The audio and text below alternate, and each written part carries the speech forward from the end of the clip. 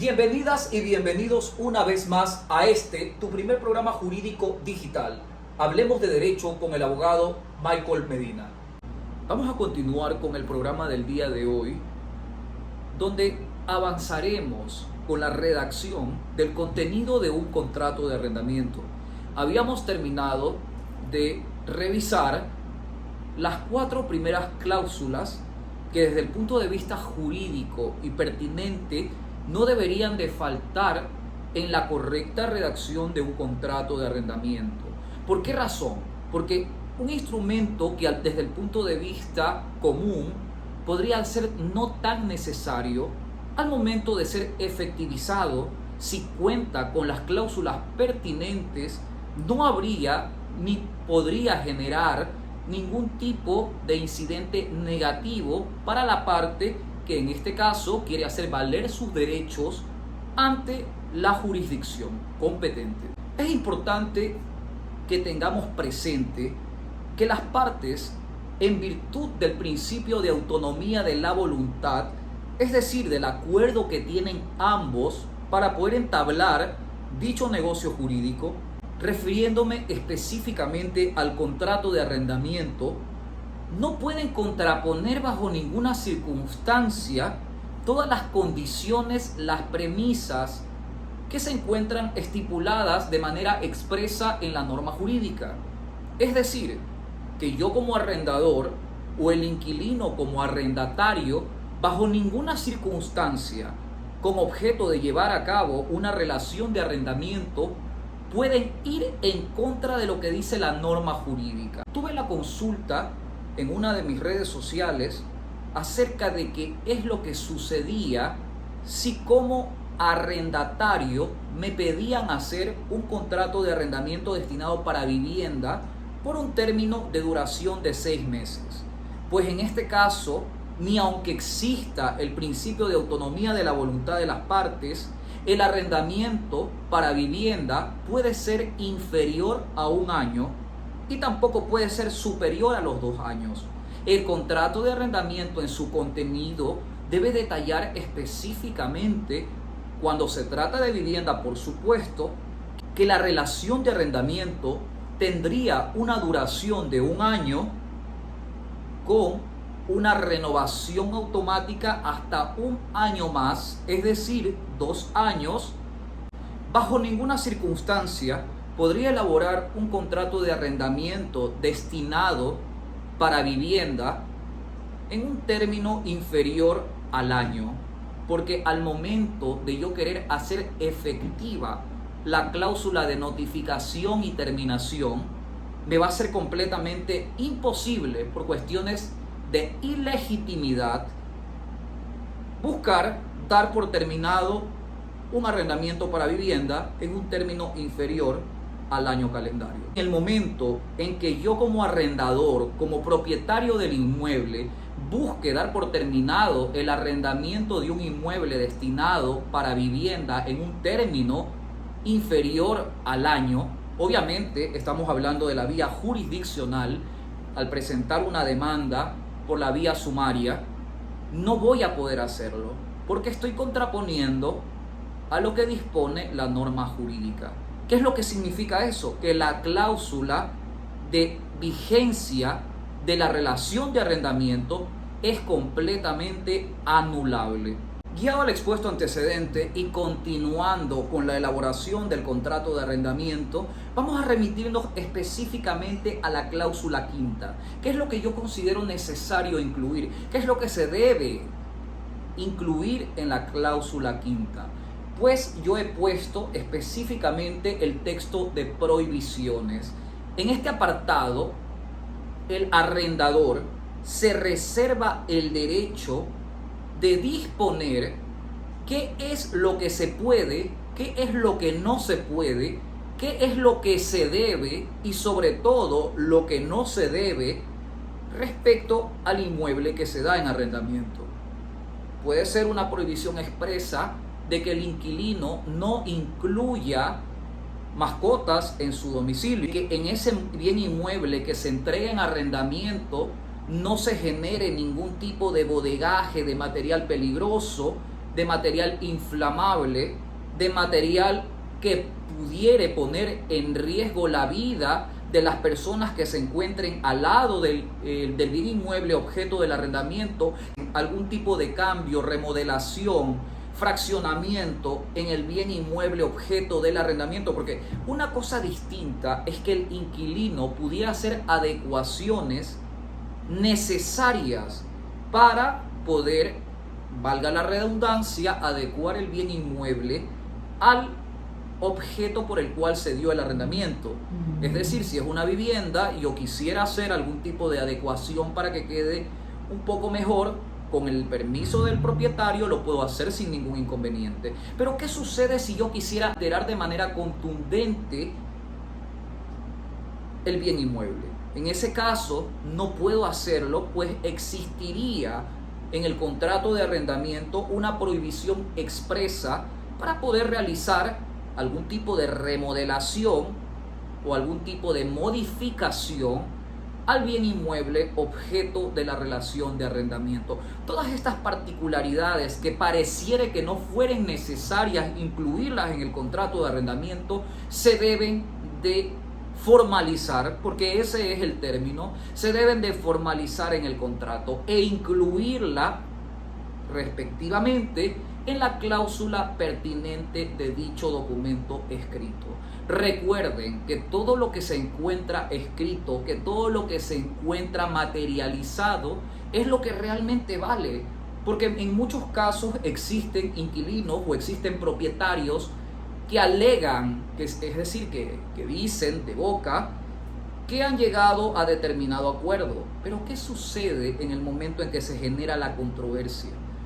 No pueden probar porque nunca se materializó, porque nunca se formalizó ese acuerdo verbal que existió antes de realizar la relación de arrendamiento. Es sencillo, la relación de arrendamiento nunca empieza en malos términos, pero hay veces en que por factores externos modifican esa intención. Y en ese momento es a donde debe de existir el documento contundente que le sirva al arrendador o al arrendatario, en el caso de por un factor externo haberse regenerado algún tipo de incidente, poder hacer efectivo los derechos por la vía jurisdiccional. Solamente para complementar lo que estoy manifestando en este momento, voy a leer la parte expresa del texto que yo incluyo personalmente para este tipo de situaciones y que me faculta para yo poder, en este caso, en el momento en que se incumpla las condiciones de prohibición por la vía jurisdiccional, hacer efectivo mis derechos. En el caso de contravenir una o cualquiera de las estipulaciones y o prohibiciones estipuladas en el presente contrato, esto dará derecho al arrendador para terminar anticipadamente el contrato de arrendamiento y exigir la desocupación y entrega del bien inmueble que le fuere dado en arrendamiento, con la respectiva indemnización de daños y perjuicios. Que es importante detallarlo, porque al momento en que se va a hacer efectivo el documento por la vía jurisdiccional, el mismo Código Civil y el mismo Código Orgánico General de Procesos encuentran establecidas las causales para la terminación anticipada de la relación de arrendamiento, que van de la mano con las causales que motivan y facultan a las partes para solicitar daños y perjuicios.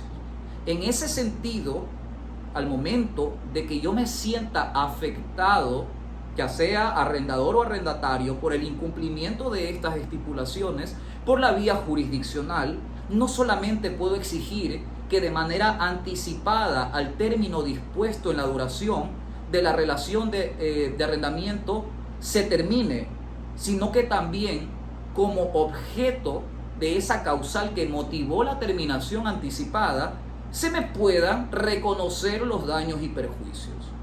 Por esa razón es muy importante incluir esta cláusula dentro del contrato de arrendamiento. Siguiente cláusula, renovación. Las partes por lo general evitan suscribir un contrato de arrendamiento cuando el término puesto como vigencia para la duración del mismo ha terminado.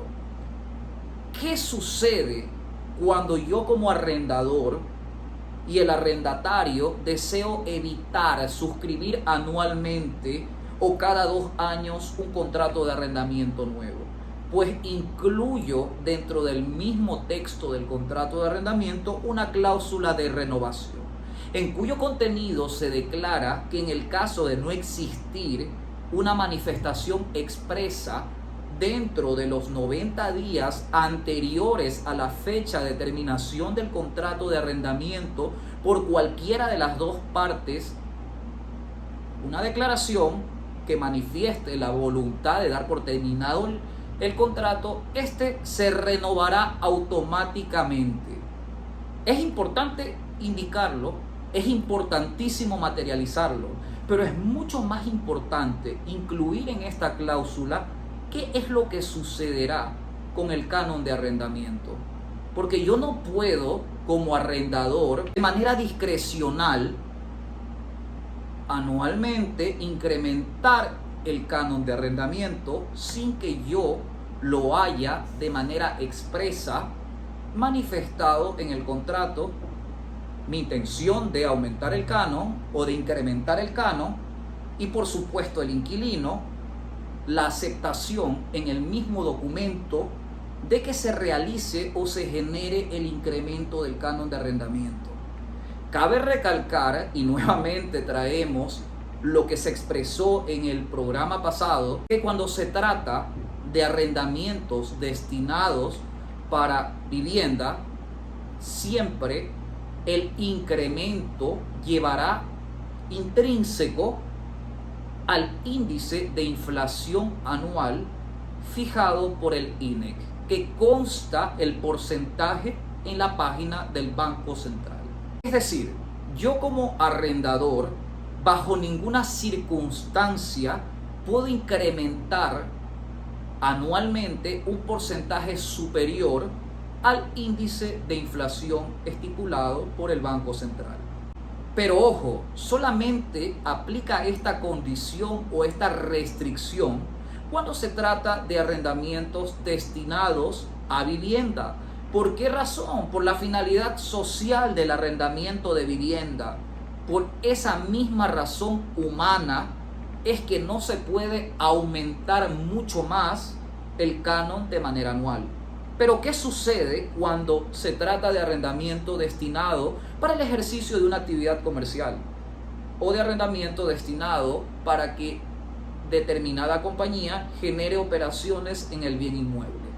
Pues en ese sentido, guiado al principio de autonomía de la voluntad de las partes, tengo absolutamente toda la facultad de poder incrementar en el porcentaje que las partes consideren prudente, necesario y pertinente de manera anual el canon de arrendamiento. Se materializa la intención de incremento por parte del arrendador y se ratifica con la firma en el contrato de arrendamiento por parte del inquilino la aceptación de ese incremento en determinado porcentaje de manera anual. Ojo, estos considerandos son demasiado importantes, son demasiado necesarios, porque en el momento de que existe una controversia y que corresponde ejecutar por la vía jurisdiccional y poner el caso a discrecionalidad de una autoridad competente, que en este caso correspondería a un juez civil, siempre el juez va a guiarse a razón de los documentos que materialmente las partes contribuyan dentro del proceso. Y si el arrendador justifica el incremento con el contrato de arrendamiento, no va a tener ningún inconveniente. El inquilino jamás va a poder negarse, porque existe una aceptación expresa en el mismo documento. Pero ¿qué sucede cuando no está incluida esta cláusula?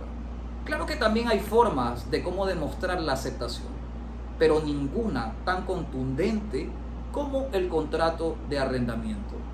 Quiero agradecer a todos y cada uno de ustedes que formaron parte de los seminarios en línea que se dictaron la semana anterior.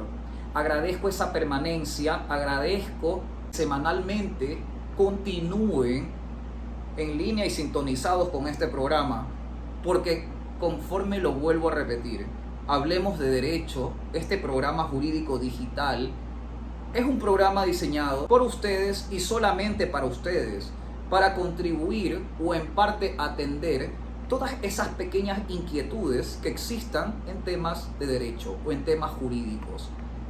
Soy el abogado Michael Medina. Esto fue Hablemos de Derecho.